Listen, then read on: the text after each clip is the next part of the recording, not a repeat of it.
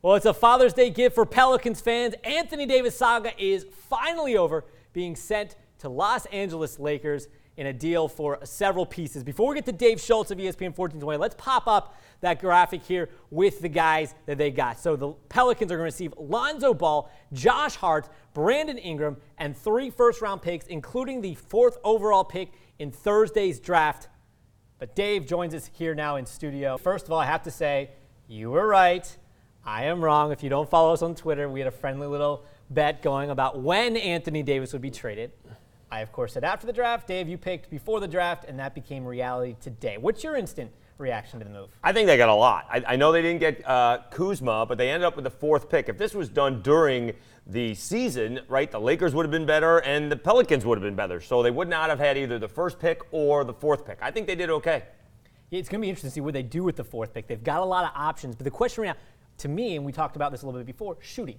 Yes. Who is going to shoot the ball? Because right now you've got a theoretical lineup of Lonzo Ball, Drew Holiday, Mark Ingram, Brandon Ingram, Zion, and Julius Randle maybe? Like none of those guys can shoot the ball. No, you're going to have to go out and get someone. Mirotic, he didn't have the greatest year and didn't play a whole lot in the playoffs for Milwaukee, but he did very well with the Pelicans, and I'm sure there's some guys that got some second-round picks. You can find somebody in the draft. That is absolutely what they need. They need some more shooters. You do get Josh Hart.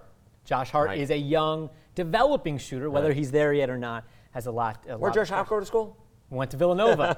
He's a Villanova guy. I'm a Villanova fan. So, yeah, Josh was a good shooter. Still learning, though, the game. What do you think's going to happen now over the next couple of days? Where do you think they're going to look at in the draft? I think they're going to stay at 4. And, I think this team is much better with Zion, Drew Holiday, Lonzo Ball, Ingram, Hart, and the 1st and the 4th pick. Maybe DeAndre Hunter out of Virginia, maybe Jarrett Culver out of Texas Tech. One of those swing guys that could come off the bench, and there's not a whole lot of pressure on them to perform immediately when they have other guys that are in front of them. Defensively, this team got really good. Really good. Really good.